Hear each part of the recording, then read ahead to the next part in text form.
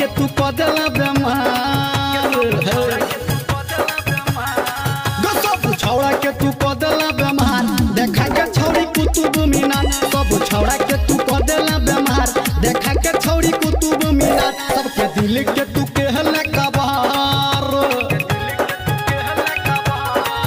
सब दिल के तू कहले कबार देखा के छौड़ी कुतुब मीनार सब छौड़ा सबके केले तू बीमार देखा के छौड़ी कुतुब मीनार सब छौड़ा सबके केले तू बीमार देखा के छौड़ी कुतुब मीनार।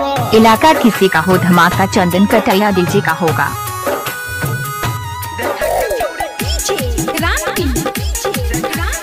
माँ गायत्री रिकॉर्डिंग स्टूडियो।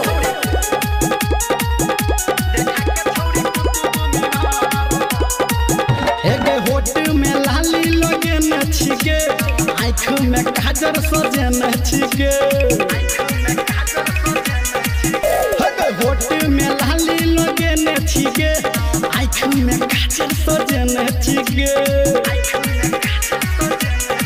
ये तोहर गोर गोर गल तोहर हीरोनी के चाल ये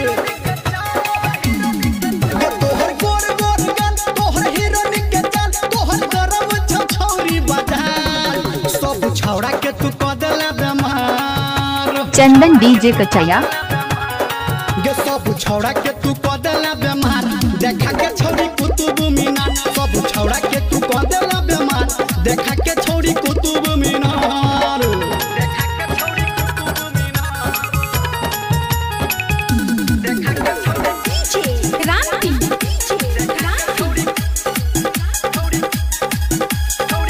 चंदन डीजे आपका घर कहाँ है फुकराम कटैया। हेगे पातर कमरिया हिलाबै छिके रोड पे है जाम लगाबै छिके हेगे पातर कमरिया हिलाबै छिके रोड पे जाम लगाबै छिके।